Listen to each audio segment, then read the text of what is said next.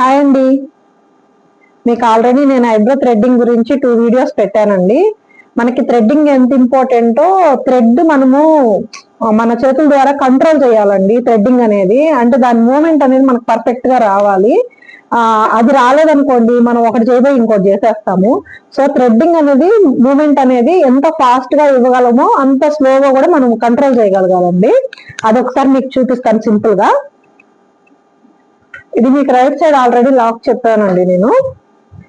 1 2 3 4 5 times already చెప్పానండి.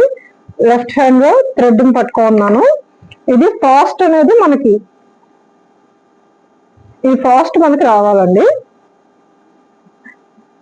చూడండి, only ఈ ఫింగర్ తోనే నేను మామూలుగా అయితే మనకు అన్ని ఫింగర్స్ లోపలికి వెళ్ళాలి. మాకంటే అలవాటు కాబట్టి ఆటోమేటిక్ గా 2 ఫింగర్స్ బయటకు వచ్చేస్తున్నాయి. చూడండి, 1 2 3 4 5. సో ఈ ఫింగర్ మాత్రమే మనకి లూజ్ అండ్ టైట్ కి మనకు టైట్ చేయాలంటే దీంతో లెఫ్ట్ హ్యాండ్ తో, లూజ్ చేయాలంటే రైట్ హ్యాండ్ లో ఉండే మెయిన్ ఫింగర్ తో. చూడండి,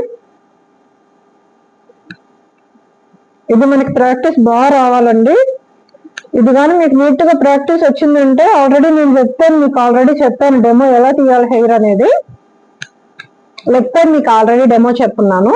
ఇది ఒక్కసారి స్పీడ్ ప్రాక్టీస్ అనేది మీకు వస్తే నేను నెక్స్ట్ వీడియోలో మీకు డైరెక్ట్ డెమో మీద మీకు ఎలా అసలు ఐబ్రో షేప్ ఎలా ఉంటుంది, మనం ఎలా థ్రెడ్ పెట్టాలి, ఎంతవరకు దాని లెంత్ మనం సెట్ చేసుకోవాలి, స్టార్టింగ్ ఎక్కడి నుంచి స్టార్ట్ చేసుకోవాలి, అది నెక్స్ట్ వీడియోలో మీకు చెప్తానండి.